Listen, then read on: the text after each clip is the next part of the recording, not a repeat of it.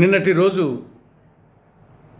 అంటే ఆగస్టు 23వ తారీఖున రాష్ట్ర వ్యాప్తంగా ఒకే రోజు 13,326 గ్రామ పంచాయతీలలో గ్రామ సభలు పండుగ వాతావరణంలో నిర్వహించడం పట్ల రాష్ట్ర ప్రభుత్వాన్ని కాంగ్రెస్ పార్టీ అభినందిస్తూ ఉంది.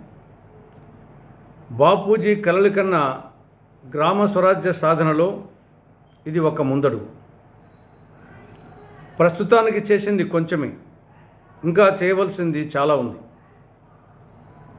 స్థానిక ప్రభుత్వాలు అంటే గ్రామ పంచాయతీలు, మండల పరిషత్తులు, జిల్లా పరిషత్తులు, మున్సిపాలిటీలు, కార్పొరేషన్లు ఇవి కాంగ్రెస్ పార్టీ మానస ప్రభుత్వాలు. 73, 74 రాజ్యాంగ సవరణ చట్టాలకు ముందు ఇవి స్థానిక సంస్థలుగా ఉండేవి. కానీ కాంగ్రెస్ ప్రభుత్వాలు 73, 74 రాజ్యాంగ సవరణ ద్వారా ఈ స్థానిక సంస్థలకు రాజ్యాంగ ప్రతిపత్తి కల్పించి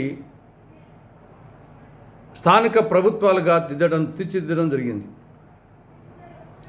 అంటే కేంద్ర ప్రభుత్వం ఏదో ఎలాగో, రాష్ట్ర ప్రభుత్వం ఎలాగో, స్థానిక ప్రభుత్వాలు అలాగా.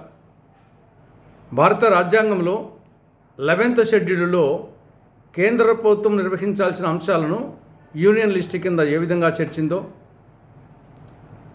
7th షెడ్యూల్లో రాష్ట్ర ప్రభుత్వాలు నిర్వహించాల్సిన అంశాలను స్టేట్ లిస్ట్ కింద ఏ విధంగా చేర్చిందో, అదేవిధంగా 73వ రాజ్యాంగ సవరణ ద్వారా పంచాయతీరాజ్ ప్రభుత్వాలు అంటే గ్రామ పంచాయతీలు, మండల పరిషత్తులు, జిల్లా పరిషత్తులు నిర్వహించాల్సిన అంశాలను 11th షెడ్యూల్ కింద 29 అంశాలను చేర్చడం జరిగింది.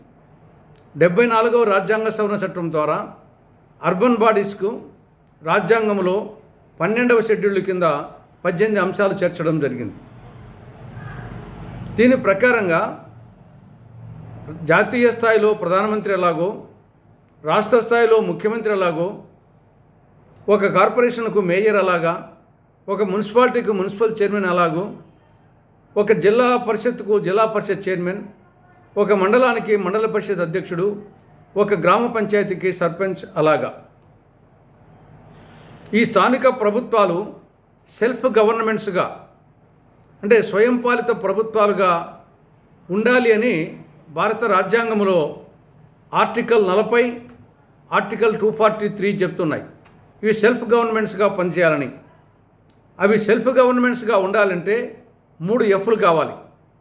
1 ఫైనాన్స్, 2 ఫంక్షన్స్, 3 ఫంక్షనరీస్. ఈ 3 ఉన్నప్పుడే అవి సెల్ఫ్ గవర్నమెంట్స్గా పనిచేసే అవకాశం ఉంటుంది. కానీ దురదృష్టవశాత్తు గతంలో జగన్మోహన్ రెడ్డి ప్రభుత్వం, వైకాపా ప్రభుత్వం ఈ యొక్క స్థానిక ప్రభుత్వాలను నిర్వీర్యం చేయడం జరిగింది. నిధులు లేక స్థానిక ప్రభుత్వాలు ఉత్సవ విగ్రహాలుగా, 6వ వేలుగా, మేకపోతుకు కింద గారకాయలు ఉంటాయి, ఆ విధంగా తయారైపోయినాయి. కేంద్ర ప్రభుత్వము స్థానిక ప్రభుత్వాలకు ఇచ్చిన నిధులను మళ్లించింది, రాష్ట్ర ప్రభుత్వం ఇవ్వాల్సిన నిధులను ఇవ్వడం లేదు. ఇది కాక సమాంతర వ్యవస్థను సృష్టించింది. గ్రామ, వార్డు సచివాలయాలను, వాలంటరీ వ్యవస్థను ఒక సమాంతర వ్యవస్థను సృష్టించి ఈ యొక్క స్థానిక ప్రభుత్వాలు, గ్రామ పంచాయతీలు, మండల పరిషత్తులు, జిల్లా పరిషత్తులు, మున్సిపాలిటీసు, కార్పొరేషన్స్ నిర్వీర్యం చేసింది జగన్ ప్రభుత్వం. ఈ నేపథ్యంలో రాష్ట్రంలో ప్రభుత్వం మారి టీడీపీ కూటమి అధికారంలోకి రావడం, ఈ 70 రోజుల్లో 2,400 కోట్ల రూపాయలు స్థానిక ప్రభుత్వాలకు విడుదల చేయడం, నిన్న ఒకే రోజు 13,326 గ్రామ పంచాయతీలలో ఒక పండుగ వాతావరణంలో గ్రామ సభలు నిర్వహించడం, ఉపాధి హామీ పథకం పనులను గ్రామ సభలో ఆమోదించడం, సర్పంచ్ అధ్యక్షతన ఈ గ్రామ సభలు నిర్వహించడం, ఒక పండుగ వాతావరణంలో నిర్వహించడం, ఇవన్నీ చాలా సంతోషకరం. కానీ ఇంకా చేయవలసింది చాలా ఉంది. భారత రాజ్యాంగంలో 11వ షెడ్యూల్ ప్రకారము ఇవ్వాల్సిన 29 అంశాలను పంచాయతీరాజ్ సంస్థలకు, 12th షెడ్యూల్లో ఉన్నటువంటి 18 అంశాలను పట్టణ సంస్థలకు అప్పగించాల్సిన బాధ్యత రాష్ట్ర ప్రభుత్వం మీద ఉంది. వీటికి తోడు ప్రస్తుతం సమాంతర వ్యవస్థలుగా ఉన్న గ్రామ వార్డు సచివాలయాలను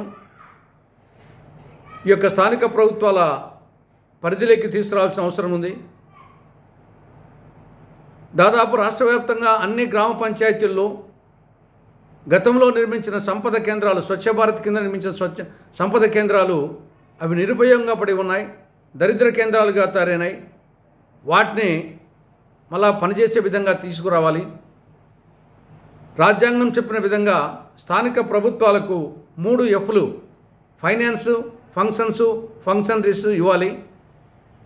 కేవలము గ్రామ పంచాయతీలే కాకుండా మండల పరిషత్తులు, జిల్లా పరిషత్తులు, మున్సిపాలిటీసు, కార్పొరేషన్లు కూడా సెల్ఫ్ గవర్నమెంట్స్గా పనిచేసే విధంగా రాష్ట్ర ప్రభుత్వం చర్యలు తీసుకోవాలని కాంగ్రెస్ పార్టీ రాష్ట్ర ప్రభుత్వానికి విజ్ఞప్తి చేస్తూ ఉంది.